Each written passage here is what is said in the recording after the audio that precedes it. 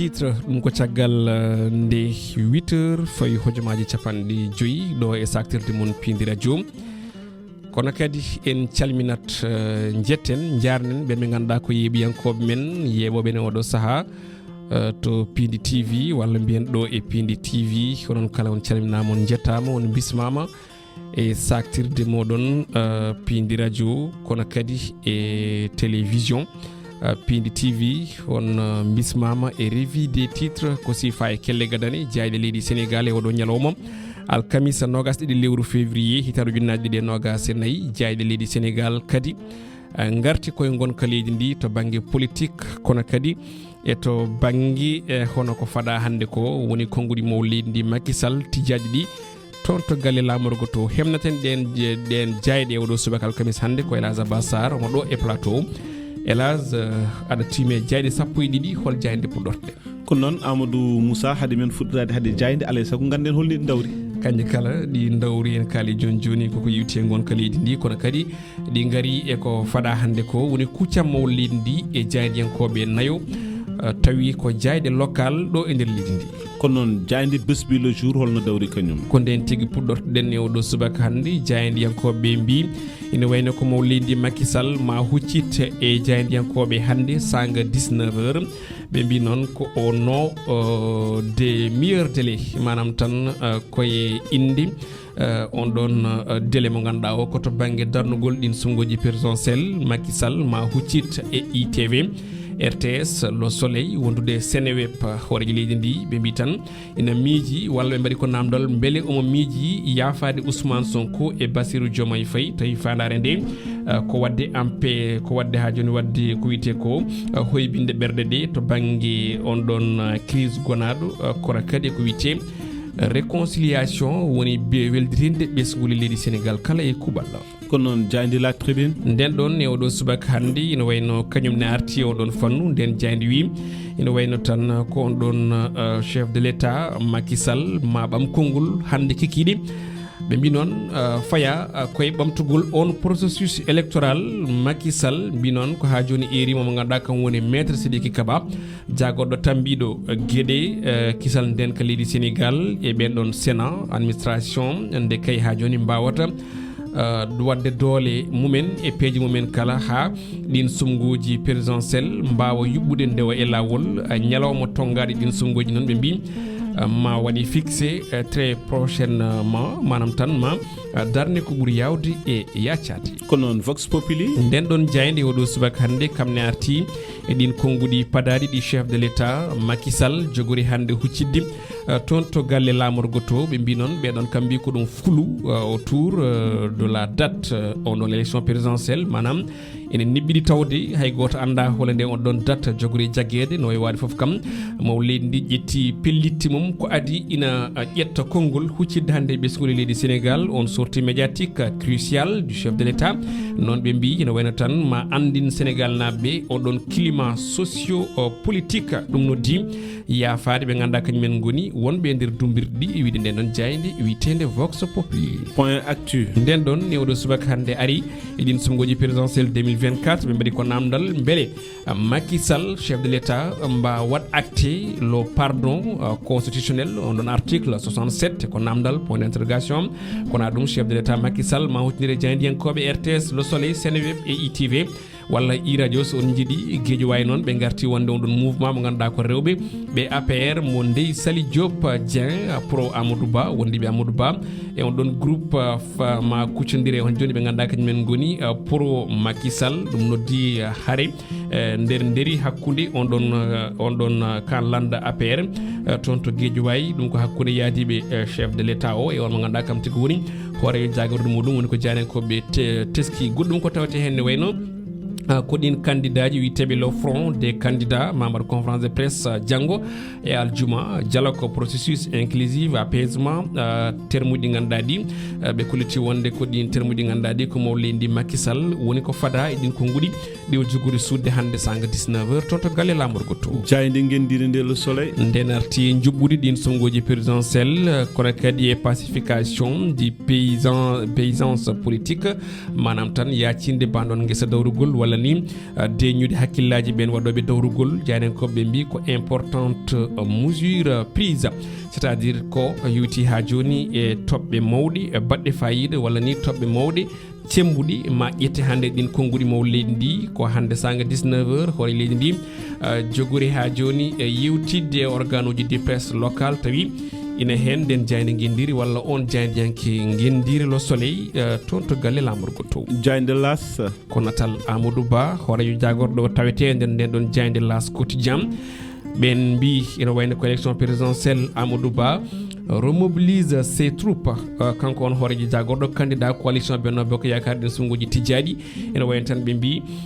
ko joni jono o nodditi ngun besku makko combat tindade din sunguji kanko Amadou Bani o holliti wonde ko fiptaki polgu makko dès le premier tour din sunguji tijadi jayde enquête den don ari koy présidentielle tijado crise politique et nangli be mitande ko la tension remonte manam so tawi oɗo saha fof gueɗɗe koko jippino oɗo saha kadi ɗum ngabbiti oɗon climat politique ɓe mbitande nana rewi e oɗon zone turbulence secousse mawɗo to banggue dow kammu e oɗo caggal on ɗon période relative à calmi mo ganduɗa ko période walla saha mo ganduɗa o kay ko caɓorɗo seeɗa deƴƴo kono kadi arrestation Ngagne Demba Touré e gel ko fate banggue libération dartinde ɓe ganduɗa kañumen goni nangganoɓe to banggue dawrugol ɓe kolliti wonde ko Alioune Tine erima président de la république nde heddoto e on ɗon manœuvre mo wonno e wadde ha accalmi o jokka no e waɗa fof jani koɓe binde gartide bindol ina wayno ko la tension remonte kono aɗo ɓe garti e nanggal on leader JPS Ngagne Demba Touré janoɗo exilé ne wayno nawama ha toon to Rebeuss ko toon tigui waali jamma muɗum gadiɗo e jamma beɗo ɗo ko noon Walf Quotidien nden wi ko ha joni cargu e pusgu caravane uji candidat ji opposition stratégie de terreur manam tan ko ɗum peeje bonɗe no jani koɓe mbiri état nano foofa ko wuli e ko ɓuuɓi ɓe tungni ɗon nde wayno ko on ɗon apaisement politique accugol ɓe ganduɗa kañumen goni nangganoɓe to banggue dumbirde ɗi kono kadi ruttade ina waɗa gazé ɓe ganduɗa kañumen goni opposition yiɓe yettade ɓesguji ɗi saabi jani koɓe mbi ko hendu ndu état fofata ndude ko hendu hawnidu saabu saaha ndu ɓuuɓa saaha ndu wuula kono noon jayde la libération nden ɗon wi ko nanggal on mo ganduɗa kam tigui woni coordinateur de la JPS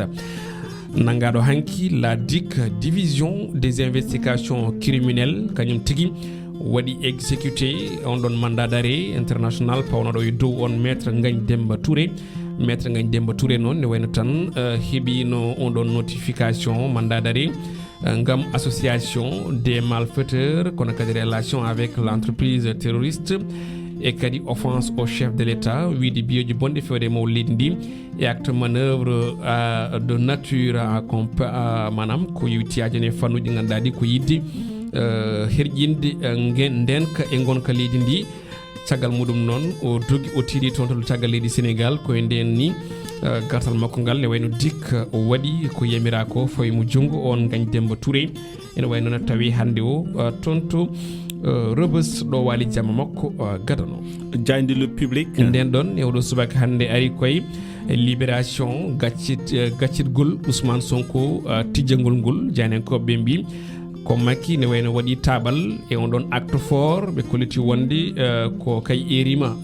laamu makko gouvernement o nde ɓuura nde gaynata ko yewti ko on ɗon projet de test mo ganduɗa o texte mo ganduɗa o ko yewti ko e amnesty woni yaafade ha laaɓa ceer ko rewrete on opposant mo ganduɗa ko tawteɗo hande e dumbirde toon to Cap Manuel jayde le record ko jayde coftal balli nde groupe Futurs Médias ɓe mbaɗi ko natal Elimane Ndiaye attaquant équipe nationale du Sénégal ko noon e kadi attaquant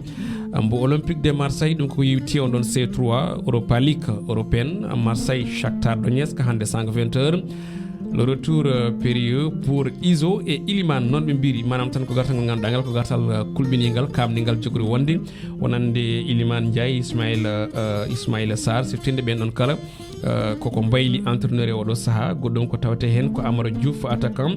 mbo génération foot on ɗon suka prodige football Sénégal o suuti ɗiɗo konnguɗi caggal nde o namda o wi ko yummakko erima yo dartin football